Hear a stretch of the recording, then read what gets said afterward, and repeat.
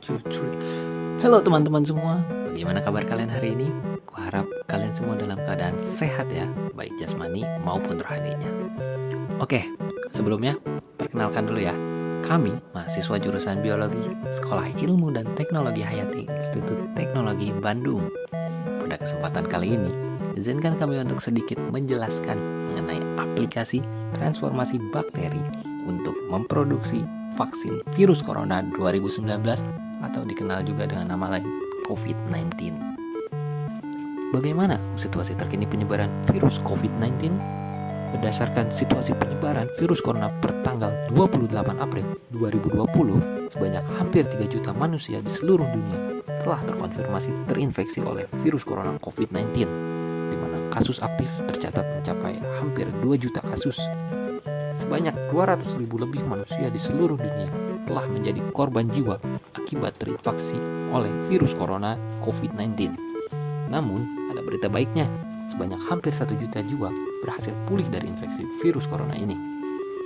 Amerika merupakan negara dengan total kasus terkonfirmasi virus corona tertinggi di dunia, di mana sebanyak 1 juta lebih warganya telah terkonfirmasi virus corona, dengan total kematian hampir 60.000 jiwa. Namun, 140.000 jiwa lainnya berhasil pulih. Di Indonesia sendiri, negara kita, total kasus terkonfirmasi virus corona hampir mencapai 10.000 kasus, dan kasus aktif lebih dari 7.500 kasus. Jumlah korban jiwa di Indonesia telah mencapai lebih dari 750 jiwa. Namun, ingat, berita baiknya, pasien yang sudah pulih mencapai lebih dari 1.300 jiwa. COVID-19 ini tuh apa sih? Jadi, COVID-19 atau SARS-CoV-2 merupakan sejenis virus dari famili Coronaviridae serta genus Beta Coronavirus yang memiliki ciri berupa tampilan mirip seperti mahkota, crown, corona, crown virus, coronavirus. Coronavirus merupakan virus RNA untai tunggal yang pada umumnya menginfeksi hewan seperti burung dan mamalia. Pandemi COVID-19 disebabkan oleh coronavirus jenis terbaru yang diberi nama SARS-CoV-2 yang bermula di Wuhan, Tiongkok pada Desember 2019. Selain COVID-19, virus corona patogenik lain yang dapat menginfeksi manusia adalah SARS-CoV-1 yang menyebabkan penyakit MERS atau Middle East Respiratory Syndrome yang terjadi pada tahun 2012 di Saudi Arabia. Gejala yang ditimbulkan ketika seseorang terinfeksi oleh virus COVID-19 diantaranya adalah demam, batuk kering, dan sulit bernafas. Saat ini virus corona menyebar secepat kilat hingga hampir ke seluruh negara di dunia. Berbagai upaya yang telah dicoba belum bisa menghentikannya, sehingga muncul opsi untuk menghentikan pandemi ini yaitu dengan memanfaatkan herd immunity. Apa itu herd immunity? Secara harfiah, herd immunity adalah kekebalan komunitas. Hal ini dapat dijelaskan melalui gambar berikut. Kotak paling atas menunjukkan wabah pada populasi ketika beberapa orang terinfeksi, ditunjukkan dengan warna merah, dan sisanya sehat tetapi tidak kebal, ditunjukkan dengan warna biru. Penyakit ini menyebar dengan bebas ke seluruh populasi. Kotak di tengah menunjukkan populasi dengan sejumlah kecil orang yang telah kebal, ditunjukkan dengan warna kuning. Mereka yang tidak kebal akan terinfeksi, sedangkan orang yang kebal tidak terinfeksi. Pada kotak paling bawah, sebagian besar populasi telah kebal. Hal ini mencegah penyakit menyebar secara signifikan, termasuk menyebar ke orang yang belum kebal. Dalam dua situasi pertama, sebagian besar orang sehat yang tidak kebal menjadi terinfeksi. Sedangkan pada situasi terakhir, hanya seperempat dari orang sehat yang tidak kebal menjadi terinfeksi.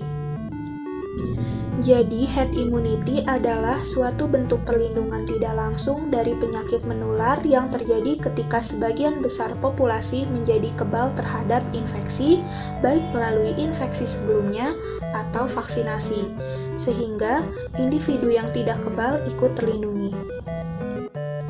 Semakin besar proporsi individu yang kebal dalam suatu populasi, semakin kecil kemungkinan individu yang tidak kebal akan bersentuhan dengan individu lain. Hal ini akan membantu melindungi individu yang tidak kebal dari infeksi. Maka, Vaksinasi sangat diperlukan untuk mencegah penyebaran virus corona. Vaksin merupakan produk biologis yang dapat menstimulasi sistem imun tubuh untuk kebal terhadap penyakit tertentu. Kekebalan tubuh yang didapatkan dari vaksinasi merupakan kekebalan aktif secara buatan.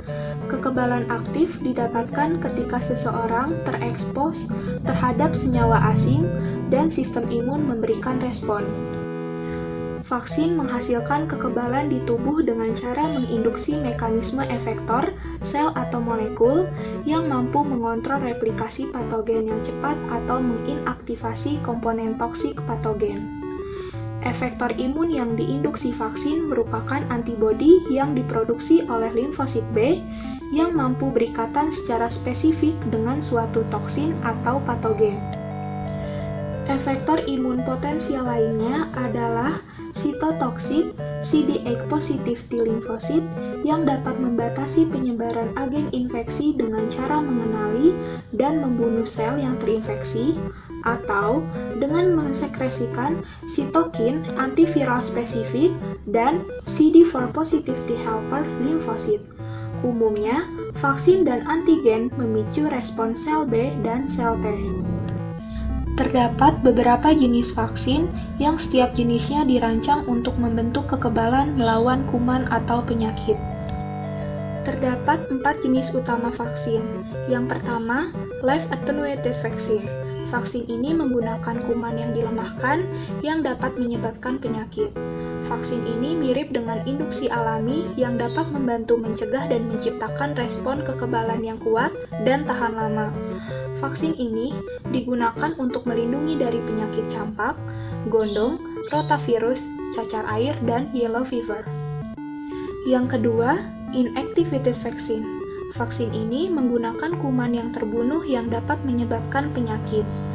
Vaksin ini biasanya tidak menyebabkan kekebalan atau perlindungan sekuat dengan live attenuated vaccine. Vaksin ini digunakan untuk melindungi dari penyakit hepatitis A, flu, polio, dan rabies. Yang ketiga, subunit recombinant polysaccharide and conjugate vaccine.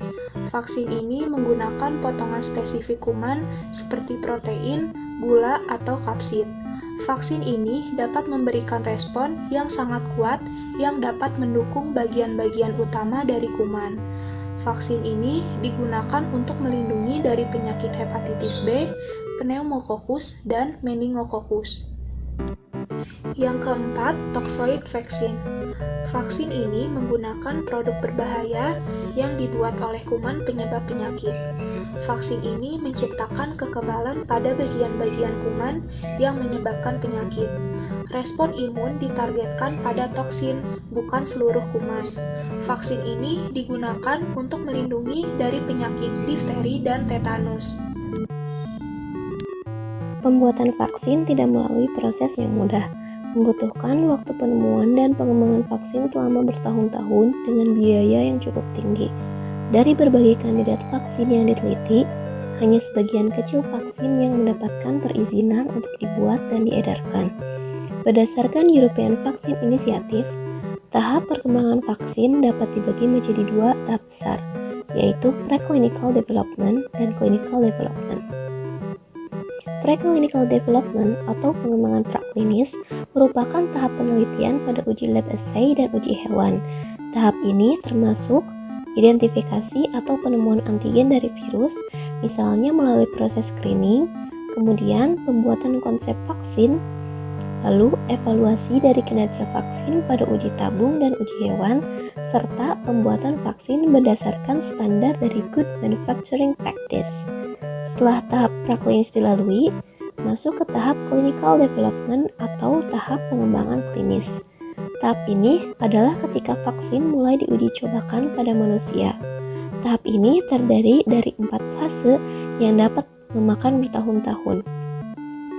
Tahap clinical development dibuat berdasarkan prinsip etika yang ketat, serta setiap sukarelawan harus sudah diberi pengetahuan mengenai vaksin tersebut, dengan menekankan bahwa vaksin yang akan dicobakan sudah aman dan efektif.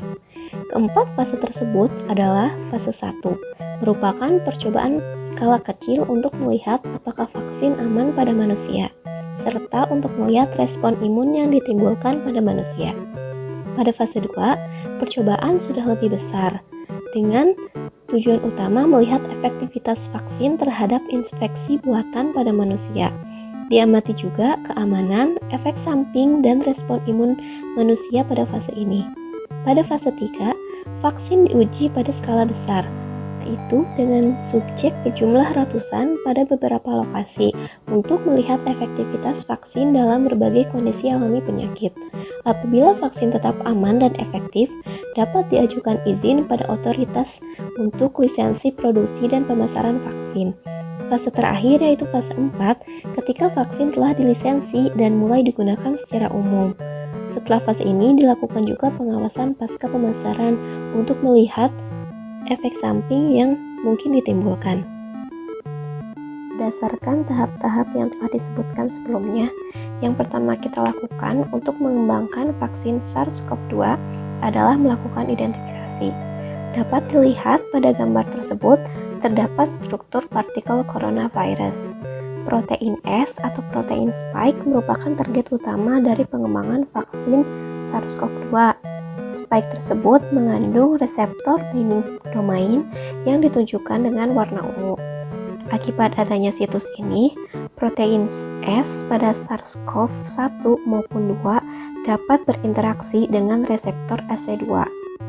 Antibodi yang menarget spike atau protein S dapat mengganggu interaksi protein S tersebut dengan reseptor AC2 sehingga virus pun menjadi netral.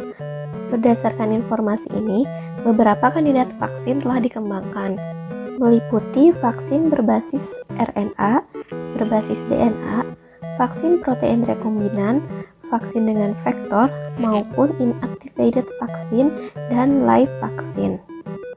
Berdasarkan data WHO per 20 April 2020, telah ada 5 kandidat vaksin yang mencapai tahap evaluasi klinis.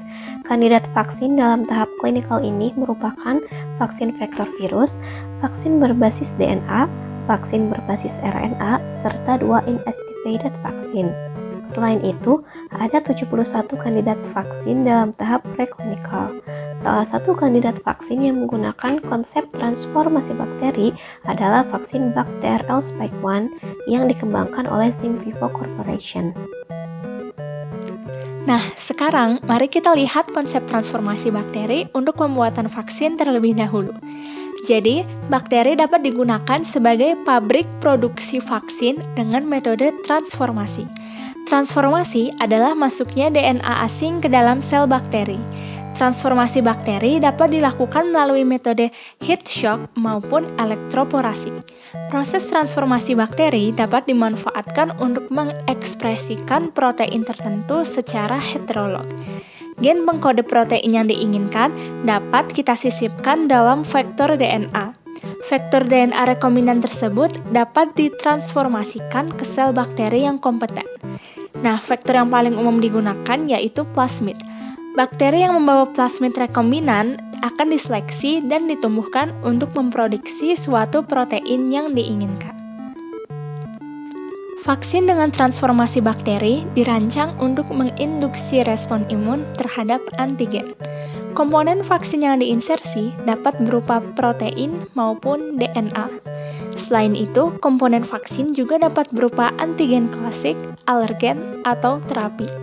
Beberapa strategi penggunaan vektor bakteri untuk vaksinasi terhadap patogen ditunjukkan pada slide ini. Gambar nomor 1-4 menunjukkan proses cloning gen heterolog dan insersi gen tersebut ke dalam vektor bakteri.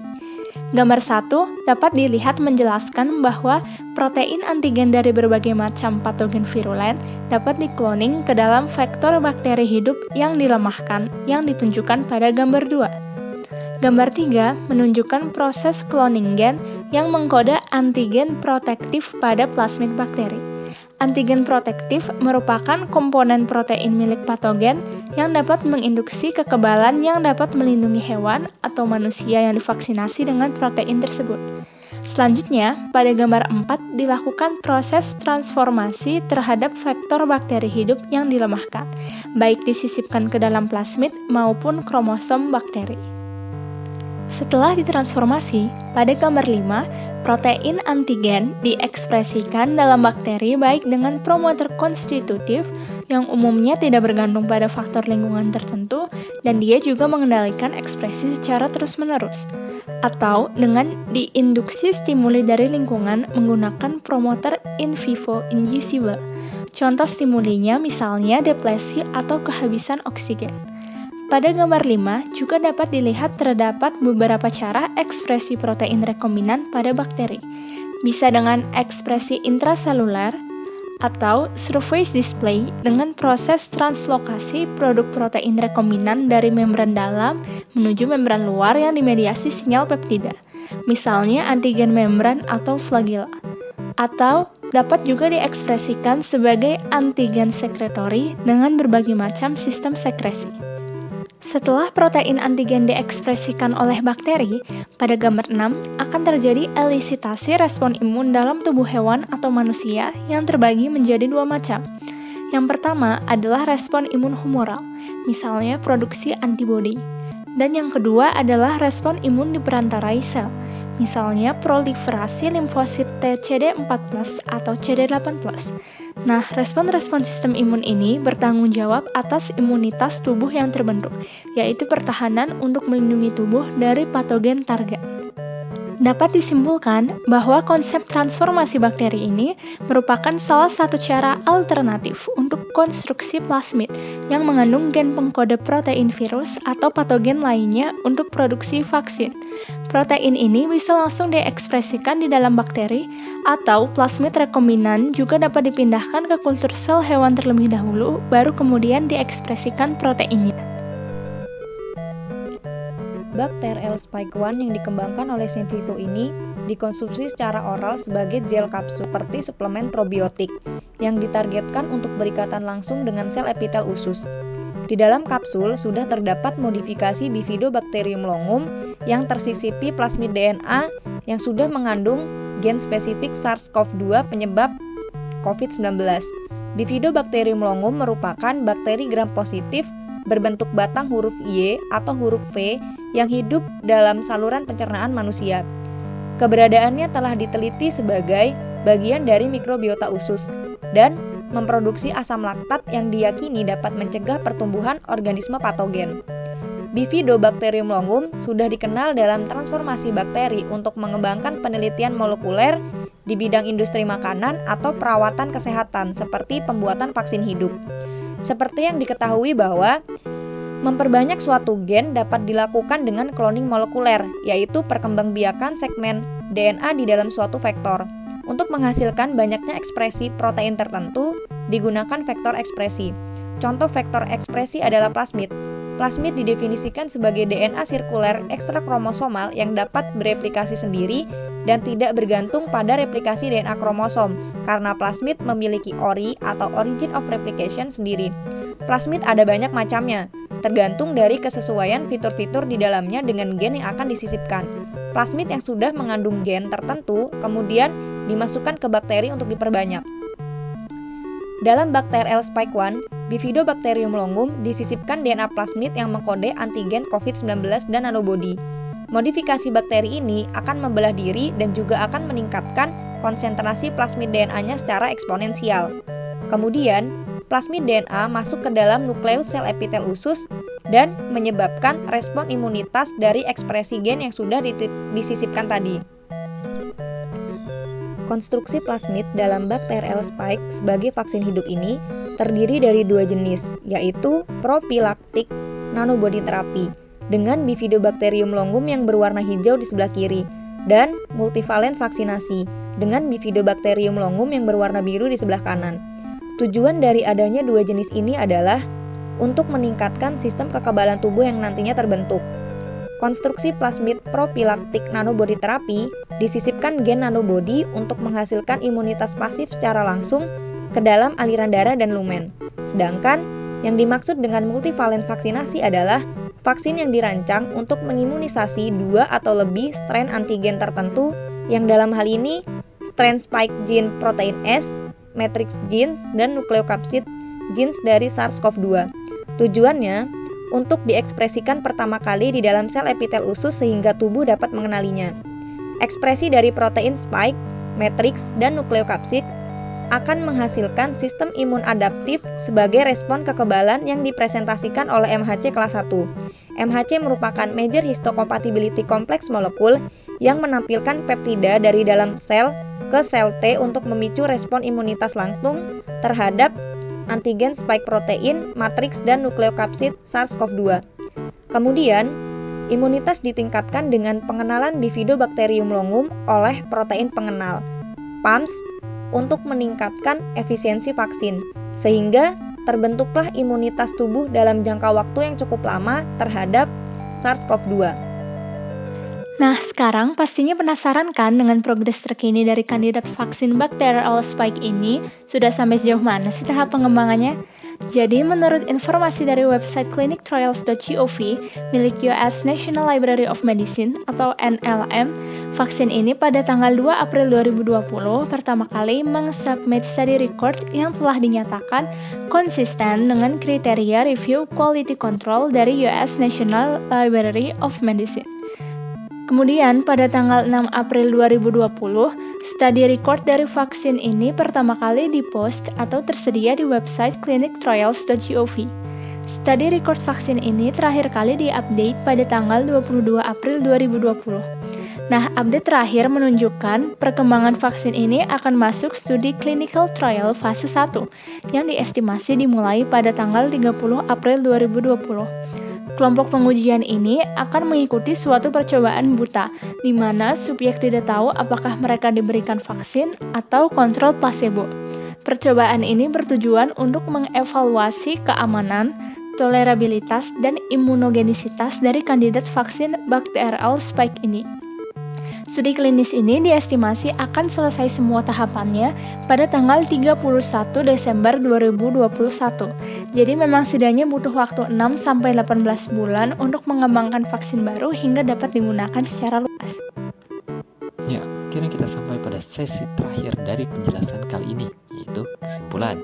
Kesimpulan yang dapat kita tarik diantaranya 1. Konsep transformasi bakteri dapat digunakan untuk membuat vaksin. Contohnya ialah bacterial spike 1 yang dikembangkan oleh SynVivo Corporation. 2. Konsep pembuatan vaksin dengan transformasi bakteri, yaitu cloning gen pengkode protein antigen dari virus patogen dalam plasmid yang selanjutnya diinsersi atau dimasukkan ke dalam bakteri inang. Ketiga, vaksin bacterial spike 1 menggunakan plasmid rekombinan yang mengandung gen spike coronavirus yang dimasukkan dalam bakteri probiotik Bifidobacterium longum. Keempat, perkembangan terkini dari vaksin bacterial spike 1 masih berada pada tahap 1 atau tahap percobaan skala kecil yang akan dimulai pada tanggal 30 April 2020 serta diestimasi selesai pada tanggal 31 Desember 2021. Nah, sekian pemaparan singkat yang dapat kami sampaikan pada kesempatan kali ini. Kami pamit undur diri dulu ya. Until next time, stay safe, di rumah aja, enjoy and peace out.